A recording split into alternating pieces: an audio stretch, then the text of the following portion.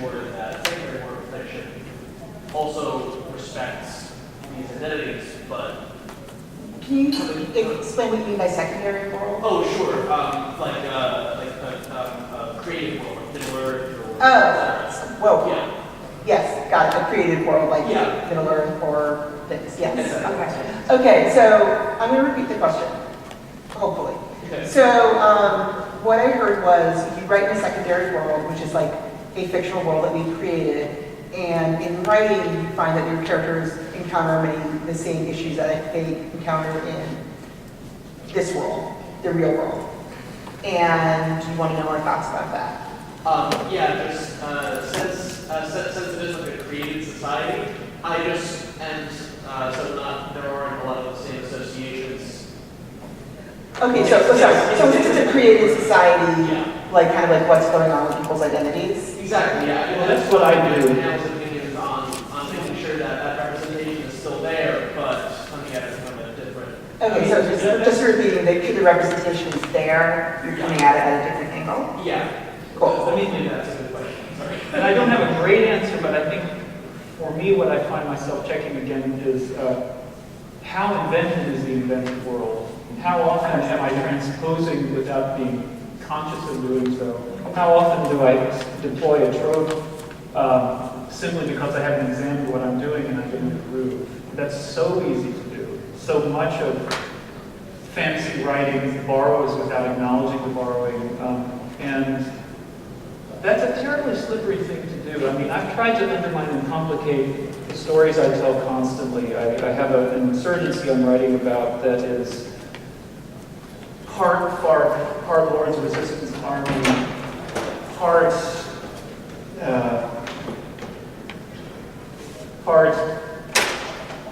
late 19th century Western United States, all sorts of things. And when it starts to feel like one-to-one, I find myself getting bored, and I find myself feeling like I'm on shaky ground. And but some people do want to tell a secondary world story that maps in a more direct way. So Keffy and Mikki have some things that they're going to say. I'm just going to be pretty quick. The one thing is, if you're going to do anything that's like, there is an ism and you're putting it in this world, make sure it makes sense in that world too.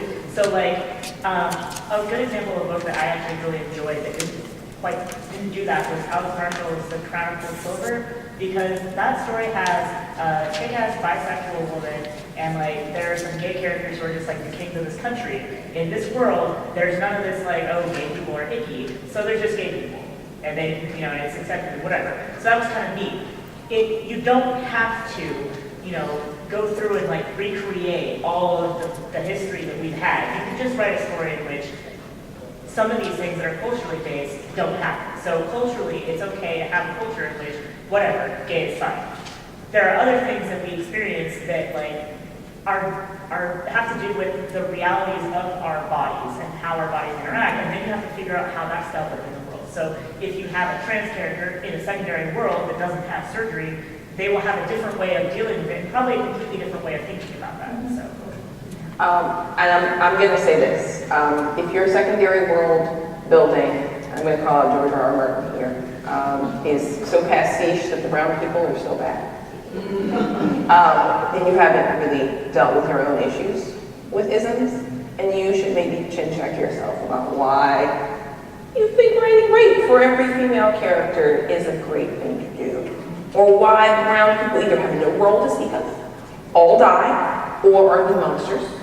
Right? Because I have some issues with Tamora Pierce and the Karthaki series that way, where the noble northern white people have done away with slavery, but the Karthakis, those benighted savages, they still have slaves, things like that, right? Tamora Pierce's, those Redick pages since I was a teen, you first are introduced to the Karthaki as they're black, they're real black, they're blacky, dark black, it is so dark.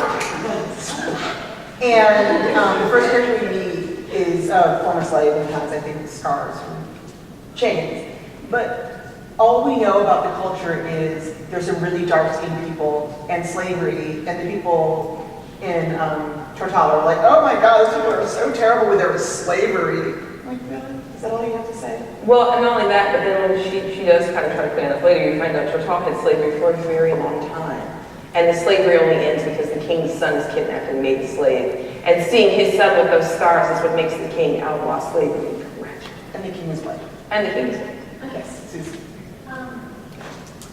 Non-marginalized writers asking marginalized people to do them the favor of beta reading their work.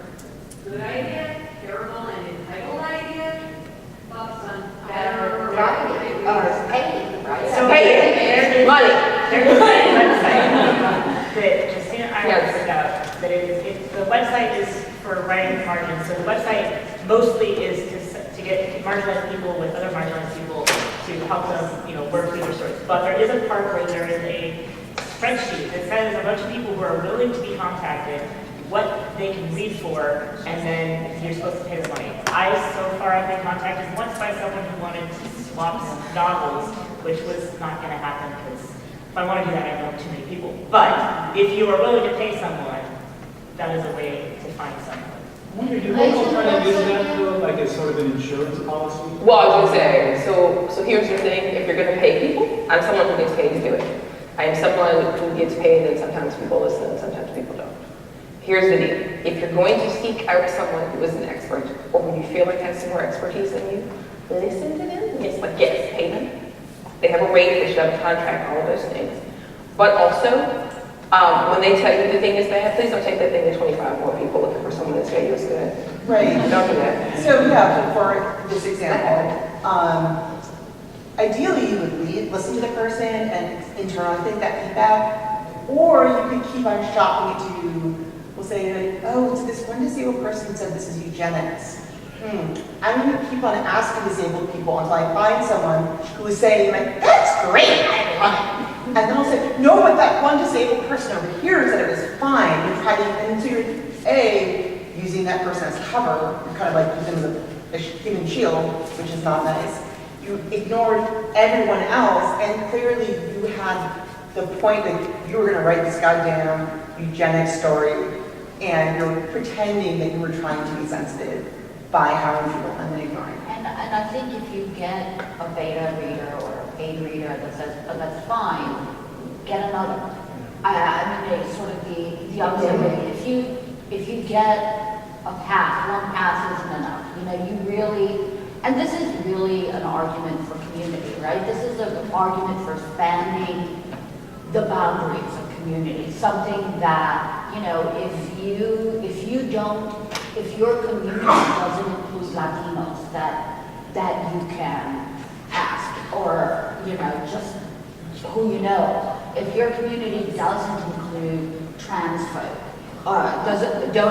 if it doesn't include disabled human beings, if it doesn't include Afro-Latinos, Black, Chicagoans, and New Yorkers, and Bostonians, your community is too small. And you don't have the richness of stories to tell that you would if you were living a different kind of life. Yeah. So I would let's get, so we have like 5 minutes-ish, so another question. Oh, crap. What? That is not a question, it's true. I'm going to go for, Jen, you have some braids and beads. Yes. Oh, wait. So it's you just touched your hair. Yeah. The person right here. Yeah. So I just wanted the panelists to speak. You want me to say it? No, you don't have to say it. To speak about the tension between the idea of, not contributing to erasure, and there are some stories that are not yours to tell. And so if you do any research and you have a large community and you live there and have friends and close ones, but maybe there are still stories you shouldn't tell anyway. So I just wanted you to speak to that. Okay, I'm just repeating the question real quick. So let's say you're running outside of your experience and you have this rich, diverse community and you're like talking to people, but there are sort of still some stories that are maybe not yours to tell. Like, that's just not for you. How do people react? What's the reaction to So that? I guess what I'm saying is speaking to the tension of the idea that you shouldn't contribute to erasure and you should be writing about everyone, but at the same time, there were comments that there are stories you actually shouldn't tell. Okay. So I said it? Yeah. Yeah, I was going to say, yeah. So I'm the person that said it, so I'm going to answer this really quick because people are starting to come in for this. I'm going to say this. If your idea of our lives, of the marginalized community's life, is only tragedy, pain, and suffering, that's probably not your story. If you can't write a joyful Black or disabled or trans or lesbian or Vourvoulias character, this is about your problems with what you perceive of our lives. This is not about the community and whatever. Because you can write these characters and not replicate harmful tropes. You can literally write a Black character and not send her through the ringer or kill off her partner, or write two lesbians and then kill one of them off or kill both of them off. You can write a disabled character who does stuff besides help her protagonist. Like, it's super easy to not contribute to erasure and also not tread on wounds. Oh wait, so Elsa has a thing, and we're like 3 minutes out, so. I'll make this quick. So I actually have a story that just came out on Tuesday by a fiction company. It's called A Place Out of Time. It is about disabled time travelers, and if an able-bodied person had written this story, I probably would have gone through the roof, because it's really depressing. I mean, it's about being erased. That is what the story is about. And if somebody had written, when disabled people write pure narratives, it's about them interrogating it. When an able person does it, it's about why we need to be cured. How would you have read it if you didn't know who? How would you have read it if you didn't know who the author was? Well, the authors do, that's kind of hard. Right, like, I'm not sure, but I think if I knew it was an able-bodied person, I probably would have hit the roof. I deliberately put in my bio that I'm disabled, because I'm like, if I read this and a non-disabled person wrote it, I'd probably be mad. I wanted to make sure people knew where it was coming from. So I think just sort of the tension there is, when you're writing a story that you think might actually upset people, you need to be really clear about where it comes from. Yes. Right. I also want to quickly add in that one of my things is, if you're going to be writing about the history of any group, don't be writing it and, saying, like what this means to Mexican Americans or, Black Americans or whatever. Just don't go there, because you don't know what that history signifies to any particular regional variant of that. And so, like, historic stuff, really, I think you have to be far more ginger approaching, because you don't know what that particular... Yes. Right, And right. you don't know what that particular bit of history signifies to the community. And it may not be apparent at first, glance or even second glance what it signifies. And so I think that's just like a cautionary if you're thinking of taking Latino history or African American history or any, And also, if you're going to write in that place, and I'm just saying, if you're going to write in that place, keep in mind, segregation didn't mean that the Black and brown and Asian people didn't talk to each other. So if you're going to write that kind of history, the first tell is going to be if the brown people don't communicate with the Black people. Yeah. Right? We didn't talk to white people, didn't we? We didn't talk to each other. Yeah, so I made a technical error. We should have stopped 5 minutes ago. So I'm sorry about that, but thank you for coming.